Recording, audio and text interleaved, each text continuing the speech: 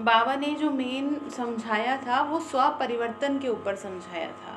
बाबा ने कहा था ऐसा नहीं हो सकता कि तुम कहो कि विश्व परिवर्तन से स्व परिवर्तन हो जाए, या तो स्लोगन उल्टा करें। अब ये तो पॉसिबल नहीं है ना। स्व परिवर्तन से विश्व परिवर्तन। तो जो संडे की मुरली थी वो बाबा ने यही समझाया था कि स्व परिवर्तन कैसे आप करेंगे। तो बाबा ने कहा था बच्चे उसका आधार है सच्चे दिल की महसूसता।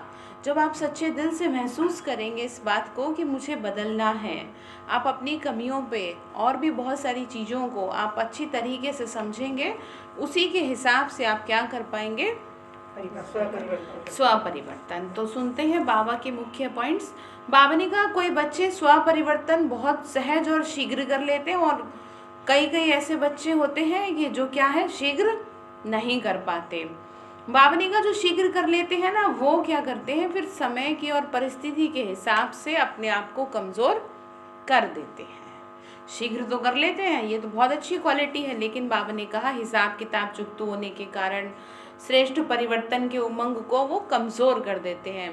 मतलब जैसे कि कोई भी बात आ गई तो आप भूल गए, आप उस परिस्थिति में, उस पेपर में इतना ज़्यादा इन्वॉल्व हो गए कि आप भूल गए कि आपको तो स्वयं पे काम करना था। आप अपनी मन की स्थिति किसी बात से डामाडोल नहीं कर सकते, क्योंकि जैसे जैसे आप ज्ञान योग में परिपक्व बनते जाएंगे तो माया आपके लिए तैयार खड़ी है।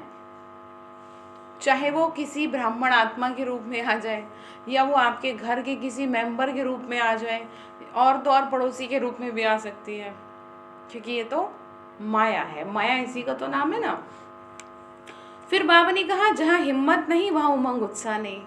इसीलिए आपको हिम्मत करनी चाहिए, जैसे आप हिम्मत कर रहे हो ना शरीर को चलाने के, इसीलिए आपको हिम्मत करनी है कि बाबा ने कहा स्व परिवर्तन के बिना विश्व परिवर्तन के कार्य में आप दिल पसंद सफलता नहीं प्राप्त कर पाएंगे। जैसे आप अपनी तरफ से कर रहे हैं, जैसे आप ज्ञान योग भी कर रहे हैं, मुरली भी सुन रहे हैं, क्लास भी सुन रहे हैं, लेकिन उतना वो रिजल्ट नहीं निकल पा रहा। कारण क्या है जानते हैं? उत्साह नहीं है, उमंग नहीं है। और उमंग उत्साह नहीं है तो इसीलिए बाबा ने कहा दिल पसंद सफलता नहीं मिलती। दिल पसंद समझते जैसे आपकी मर्जी का कोई काम कर दे, आपकी मर्जी का कोई कर दे, चाहे वैसे भी आपकी मर्जी का ना करे, कर तो दिया वो भी ठीक है, लेकिन बाबा ने कहा तुम मेरी मर्जी के तरह तो थोड़ा करो।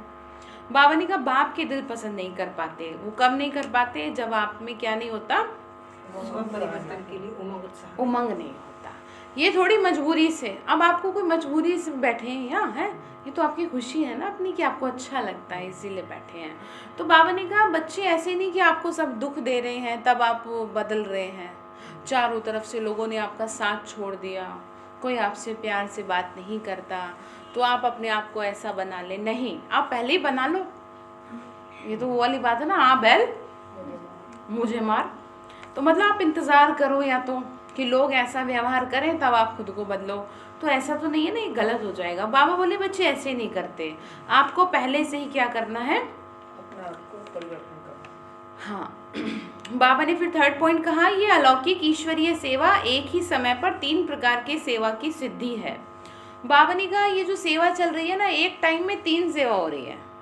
3 कैसे हो रही है? दृष्टि, बाबा ने कहा एक तो वृत्ति, दूसरा वाइब्रेशन, तीसरा वाणी। ठीक है, बाबा ने कहा वृत्ति, वृत्ति मतलब आपके संस्कार, आपके संस्कारों से भी सेवा होती है। जैसे किसी का संस्कार है बहुत धीरे बोलना, और जब यहाँ पर आते हैं, जैसे नए नए भाई बहन आते हैं तो देखते हैं कि भाई कितने अच्छे हैं, ये वृत्ति परिवर्तित हो रही है ना, संस्कार परिवर्तन हो रहे हैं। फिर दूसरा क्या है? बाबा ने कहा वाइब्रेशन, आपके आप जैसा जैसा सोचते जा रहे हैं वैसे वाइब्रेशन आपसे क्रिएट होते जाएंगे, और फिर वही दूसरे को खींचेंगे। अब यहाँ क्यों खींचे चले आते हैं? क्योंकि यहाँ के वाइब्रेशन इतने स्ट्रांग है कि आपके ऊपर इफेक्ट डाल देते हैं पूरे एक दिन के लिए। अगले दिन आप आ रहे हो, कितना स्ट्रांग वाइब्रेशन है। तो बाबा ने कहा तुम्हारे भी क्या होने चाहिए, हाँ। बाबा बोले भले ही तुम घर में रह रहे हो, परिवार में रह रहे, लेकिन तुम्हारे वाइब्रेशन भी ऐसी होनी चाहिए। बाबा ने कहा तभी दिल पसंद सफलता हो सकती है, तभी तुम मेरे जी की करोगे। जैसे कहते हैं ना, मेरे जी की नहीं करी। बताई थी वाणी और वाइब्रेशन। हाँ, सुनो बताती हूँ, वृत्ति, वाइब्रेशन और वाणी। हाँ, वाणी मतलब आपके शब्द, आपके शब्द भी ऐसे हों कि जो लोग पसंद, बाप पसंद, सबकी पसंद हो। वो कब होंगे? लेकिन जब आप इन तीनों पे काम करेंगे, निमित्त और निर्माण और निस्वार्थ आधार से चलेंगे। अदरवाइज क्या होगा? आपको अपना अभिमान होगा ना, तो मुंह से आपके कुछ भी, और फिर जैसे आपने बहू को कहना तो अच्छे के लिए चाह रहे थे और हो तो इसका मतलब आपको ना स्वार्थ था उसमें। या सपोज आप बेटे को अच्छी बात समझाना चाह रहे, उसको समझ में नहीं आ रही, उसे, क्योंकि आपको ये मेरा बच्चा, ये जो मेरापन है ना, ये किसकी निशानी है? स्वार्थ की निशानी है। बाबा ने कहा जब आप स्वार्थ से ऊपर उठ जाओगे तभी आप ये सेवा कर पाओगे। ठीक है।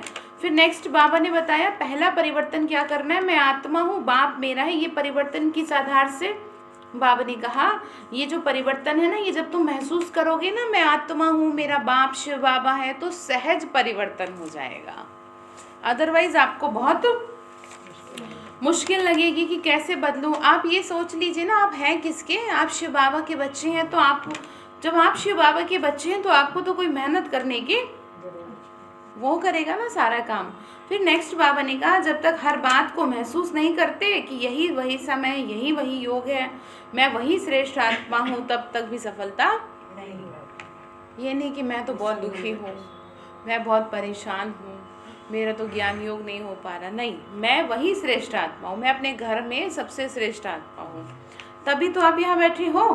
फिर बाबा ने नेक्स्ट कहा विशेष 2 बातों की महसूसता चाहिए। अब कौन सी है जी 2 बातें? पहली बात अपनी कमजोरी की महसूसता, दूसरी जो परिस्थिति व व्यक्ति निमित्त बनते हैं। ध्यान से सुनना, पहला अपनी कमजोरी की महसूसता, क्योंकि आजकल के टाइम में सबसे बड़ी प्रॉब्लम ये है कि आपको अपनी कमी दिखाई नहीं देती। जैसे आपको लग रहा है ना आप ठीक हो, आपकी कोई गलती नहीं, ऐसे सामने वाले को भी लग रहा है। अब किससे आप लड़ेंगे? किसी से नहीं लड़ना, किससे करना है? खुद से करना है। ठीक है। दूसरा बाबा ने कहा उनकी इच्छा और उनके मन की भावना व व्यक्ति की कमजोरी व परवश की स्थिति की महसूसता। सर्कमस्टांसेस ऐसी बन गई तो क्या करें, आप परवश हो गए। ठीक है। बाबा ने कहा उनके परवश की विशेषता, वो परवश हैं आत्माएं, इस वजह से आप उनको क्या कर दो, माफ कर दो। ये महसूसता आपको होनी चाहिए, लेकिन ये तब हो पाएगी जब आप इस कॉन्शियसनेस में रहेंगे कि मैं श्रेष्ठ आत्मा हूँ। क्योंकि कोई भी इंसान ना जानबूझ के कुछ नहीं कर रहा है, वो अंदर से ना, भली बाहर से आपको दिख रहा है ठीक ठाक है, अंदर से बुरी तरह से टूटे पड़े हैं सब। इसीलिए आप उनकी परवशता को समझो, उसको महसूस करो। जैसे कि आप परिवार में अपने घर में बड़े हो तो आपके साथ जो भी रहता है तो आपको पता चल जाता है ना कि ये दुखी है, इसका मन दुखी है, ये ऐसे क्यों उदास है। तो बाबा ने कहा मैंने तुम्हारे को विश्व कल्याण का ताज पहनाया है, क्या तुम्हें इन परवश आत्माओं का पता नहीं चलता? क्या तुम्हें महसूस नहीं होता कि तुम्हें इनका कल्याण करना है? ध्यान रखेंगे। तो मैं कौन हूँ? श्रेष्ठ आत्मा हूँ। 9th बाबा ने कहा एक है सच्चे दिल की महसूसता, दूसरा है चतुराई। बाबा ने कहा दूसरा चतुराई की महसूसता भी है। एक तो है अच्छे सच्चे दिल से अपनी गलती को महसूस कर रहे हैं, दूसरा चतुराई से दूसरों को सेटिस्फाई करने के लिए कर रहे हैं। तो उससे फिर चेंज थोड़ी होगा। इसको ऐसे समझो जैसे कि किसी की गलती आपने उसको बताई किसी दूसरे के सामने, उसने अपनी गलती उस टाइम तो मान ली, लेकिन बाद में उसने अगर ये रियलाइज नहीं होता मैं गलत हूँ, तो वो उस गलती को बार बार करता रहेगा। तो वो बात बाबा कह रहे तुम चतुराई मत दिखाना मेरे से। कौन सी? नहीं बाबा मैं बहुत ठीक चल रही हूँ। बाबा की लाइन में आने के लिए तो अभी आपको और मेहनत की जरूरत है। तो बाबा ने फिर कहा तीसरी महसूस, हाँ अच्छा, बाबा ने कहा कि चतुराई भी है, दिल की महसूसता दिलाराम के आशीर्वाद प्राप्त कराती है। तीसरी प्रकार की महसूसता है कि मन मानता है कि ये ठीक नहीं है, विवेक आवाज भी देता है कि ये ठीक नहीं है, लेकिन बाहर के रूप से अपने को महारथी सिद्ध करने के लिए क्या नहीं करते हैं, महसूस नहीं करते कमजोरी को। बाबा ने कहा विवेक का खून कर देते हैं। जैसे आपका मन आपको गवाही दे रहा है कि ये गलत है, आप फिर भी नहीं मैं तो बड़ी हूँ, मैं कैसे ना डांटूं, तो ये क्या कर दिया आपने? किसका खून कर दिया? विवेक का खून कर दिया। आपने आत्मघात कर दिया।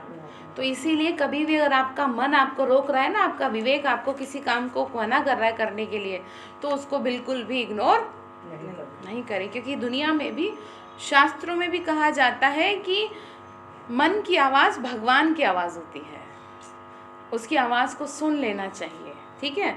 फिर बाबा ने कहा ऐसी महसूसता वाले ये समझते हैं, किसी को क्या पता पड़ता है कौन सा बाबा देख रहा है, ठीक है। उसको काम ही क्या है, जैसे आपको काम क्या है, अपने बच्चों को तो देखने का काम है, सबसे बड़ा काम आपके लिए वही है, अपने परिवार को ठीक रखना। तो ऐसी बाबा है, बाबा काम क्या है आपको देखने के अलावा वो तो, और वो तो कम से कम अपने काम से फ्री, खाना भी नहीं बनाना, कुछ भी नहीं करना बाबा को तो, लेकिन ठीक। पूरे तो इसीलिए ध्यान रखेंगे। फिर बाबा ने कहा लास्ट, बाबा को बच्चों को साथ ले जाना है, साथ ही तो सामान चाहिए ना।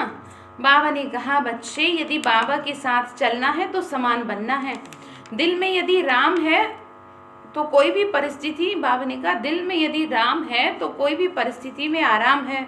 मतलब अगर दिल में आपके बाबा बैठा है तो आपको कोई परिस्थिति नहीं लगेगी, आराम लगेगा।